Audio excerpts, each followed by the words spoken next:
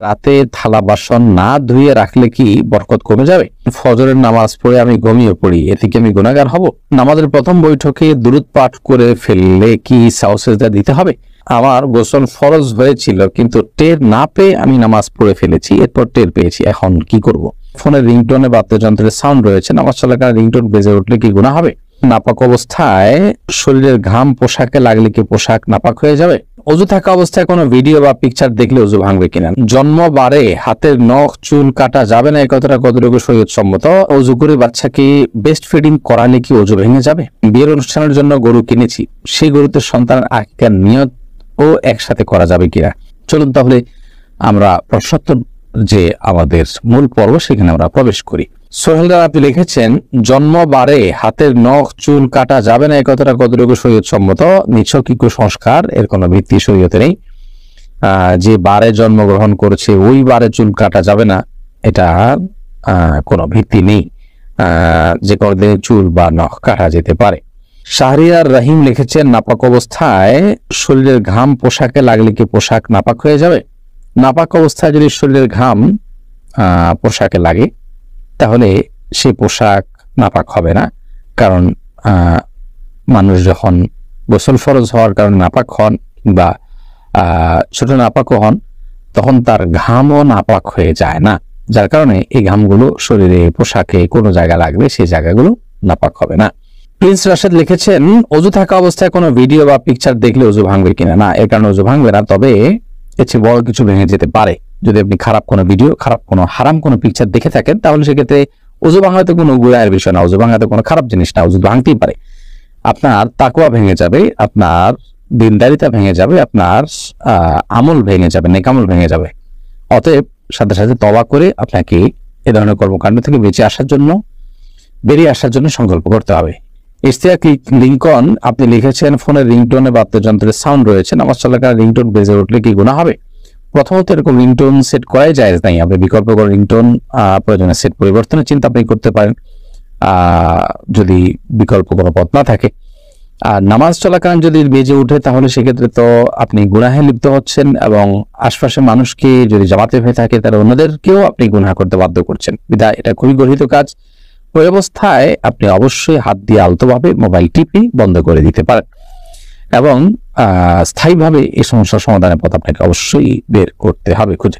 360 degree এডি থেকে আপনি আমাদের ইউটিউব চ্যানেলে প্রশ্ন করেছেন, অনেক মুরব্বী আমাদেরকে টাকা দিয়ে বিড়ি আনার জন্য বলেন, তাকে আনা যাবে?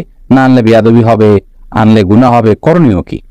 দেখুন, মুরব্বী বড়দের কেউ সিনিয়র কেউ আপনাকে কোনো নির্দেশ করলে সেই নির্দেশটা মানাটা আপনার জন্য কর্তব্য, যতক্ষণ পর্যন্ত সেটি শরীয়তের কোনো সীমানাকে লঙ্ঘন না করে।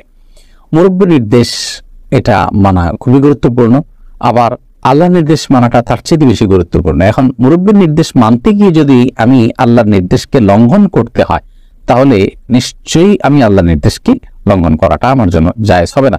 লা তাআতা লি মাখলুকিন ফি মাসিয়াতিল খালিক।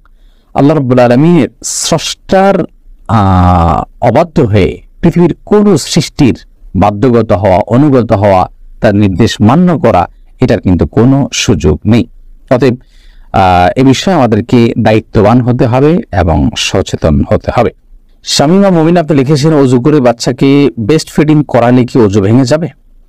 অজু করে যদি আপনি বাচ্চাকে বেস্ট ফিডিং করান তাহলে তাতে অজু ভঙ্গ হবে না, কারণ অজু ভঙ্গের কারণগুলোর ভিতরে এটি একটি কারণ নয়।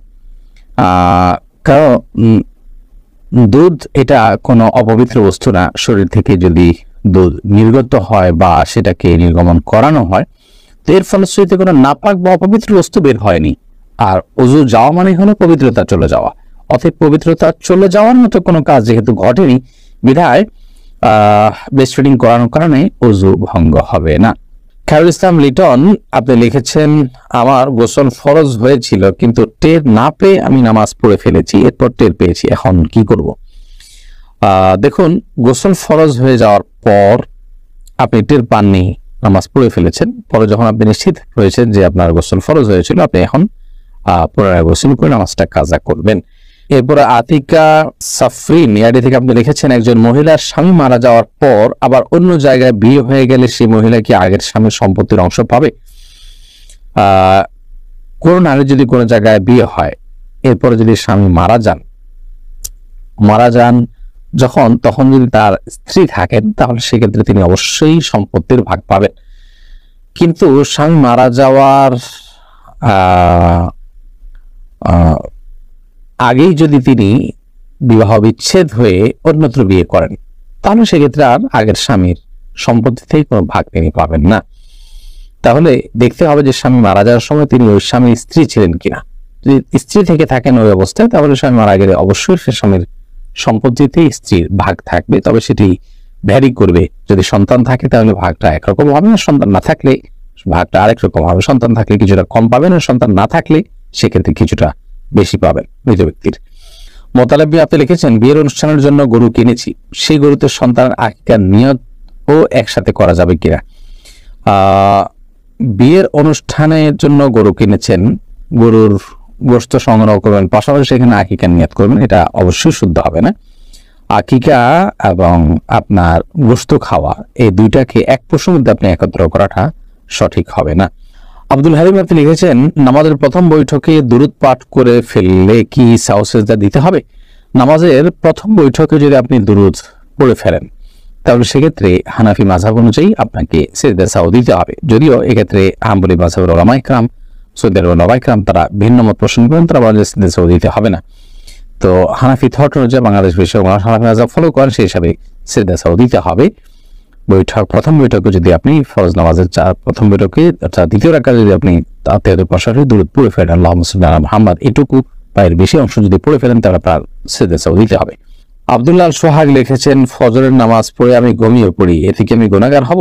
ফজরের সালাত আদায় করার পর যদি আপনি ঘুমিয়ে পড়েন তো এতে আপনার বড় কোনো গুনাহ হবে না, কারণ এতে কোনো হারাম কাজ আপনি করছেন না, কিন্তু একটা অনুত্তম কাজ করছেন। গুনাহ শব্দ অর্থ ক্ষতি, সে অর্থে ক্ষতি তো হবেই, কিন্তু ক্ষতিটা ওইরকম বড় ক্ষতি, মোটা দায়ের ক্ষতি, কোনো কবিরা গুনাহ নয়। যদি এমন হয় যে আপনি রাতে ডিউটি করেছেন, গভীর রাতে আপনাকে ঘুমাতে হয়েছে কোনো কারণে, বাধ্য হয়ে আপনি সকালে ঘুমিয়েছেন, তাহলে সেক্ষেত্রে ইনশাআল্লাহ কোনো প্রকার গুনাহই হবে না, কারণ এটা শরীয়ত নিষিদ্ধ কোনো কাজ আপনি করেছেন, ব্যাপারটা সেরকম না। অনেক ফুকাহা ইকরাম এটাকে নিষেধ করেছেন, এটা স্বাস্থ্যের জন্য ক্ষতিকর। নবী সাল্লাল্লাহু আলাইহি ওয়াসাল্লাম এই টাইমে তাসবিহ তেলাওয়াত করতে পছন্দ করতেন। আল্লাহ কোরআনে কারীমে বিভিন্ন জায়গায় বলেছেন, ওয়াসাব্বিহু বুকরাতাও ওয়া আসীলা, এই জাতীয় কথা আল্লাহ তাআলা বলেছেন। সেখান থেকে বোঝা যায় যে সকাল এবং সন্ধ্যার সময়গুলো ইবাদতের সময়, জিকির আজকারের সময়, তাসবিহ তেলাওয়াতের সময়, এই সময়টা ঘুমের সময় নয়, বিধায় এগুলো থেকে আমাদের বেঁচে থাকা দরকার। যে সিআইডি থেকে আপনি লিখেছেন, রাতে থালা বাসন না ধুয়ে রাখলে কি বরকত কমে যাবে?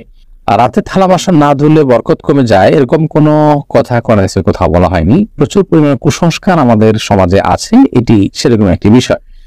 আপনি থালা বাসন রাতে ধোবেন নাকি দিনে ধোবেন এটা আপনার ব্যাপার, তবে এক্ষেত্রে শরিয়ার নির্দেশনা হলো যে থালা বাসন, বিশেষ করে খাবার যদি থাকে সেগুলোকে ঢেকে রাখা, সেগুলোকে ঢেকে না রাখাটা এটা সুন্নাহর খেলাফ।